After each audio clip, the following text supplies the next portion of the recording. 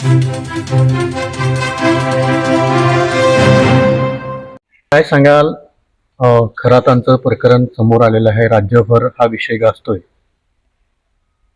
Captain Kharat या विकृत मानसिकतेच्या व्यक्तीचे अनेक व्हिडिओज आणि फोटोज आपण सोशल मीडिया, तुमच्या मीडियाच्या माध्यमातून आपण बघतोय.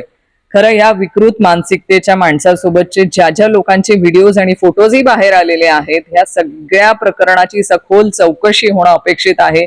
माझी या निमित्ताने मी मुख्यमंत्री महोदयांचे देखील अभिनंदन आणि आभार व्यक्त करेल की त्यांनी ह्या प्रकरणामध्ये स्वतःहून लक्ष घालून त्यांचा ह्या प्रकरणाचा सगळा पर्दाफाश करण्यासाठी त्यांनी त्यांच्या यंत्रणेला कामाला लावलं आणि आज हे प्रकरण बाहेर आलेलं आहे. पण फक्त एवढ्यावर होणार नाही, तर आज ज्यांचे धागेदोरे ह्या सगळ्या प्रकरणाशी आपल्याला दिसत आहेत, ह्या सगळ्यांची देखील चौकशी होणं गरजेची आहे की ह्या काही लोकांचं पाठबळ आहे का खरातांना, आणि त्याच पाठबळामुळे हे एवढे प्रकरण झालेत का, किंवा एवढ्या महिलांवरती अत्याचार झाल्यावर पण त्या महिलांच्या तक्रारी का बाहेर आलेल्या नाहीयेत. इथे कुठलं तरी पाठबळ असल्याशिवाय हे शक्य नाही. तर नक्कीच माझी मुख्यमंत्री महोदयांना विनंती आहे की या सगळ्या प्रकरणाची त्यांच्याशी असलेल्या कनेक्टेड असलेल्या लोकांची देखील सखोल चौकशी होणं गरजेची आहे.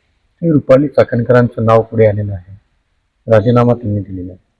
कालाय तस्मय नमा एवढं मी नक्कीच त्यांच्यासाठी म्हणेल, कारण वैष्णवी हगवणे प्रकरण असेल किंवा डॉक्टर संपदा मुंडे प्रकरण असेल, अशा अनेक महिलांच्या तक्रारीमध्ये जे त्यांनी त्यांच्या निपक्षपाती चौकशी करणं गरजेची असताना त्यांनी पीडितेची बाजू न घेता काही राजकीय लोकांना पाठीशी घालण्याचं जे काम किंवा जे दुष्कर्म त्यांच्या माध्यमातून घडलं होतं आणि त्याची त्यांना आज ही ह्या बाबतीमध्ये परतफेड मिळते असंच मी त्यांना म्हणेल. कारण शेवटी आपण ज्या पदावर बसतो, ज्या संविधानिक पदावर बसतो, तेव्हा आपल्याला समोरच्याला न्याय देणं अपेक्षित असतं. पण ते न्याय न देता कुणाला तरी वाचवायचं आणि त्या पीडित महिलांवरती जो अन्याय झाला तो अन्याय शेवटी आज त्यांच्या या राजीनाम्याला मला असं वाटतं की त्याला त्यांनी जबाबदार झालंय.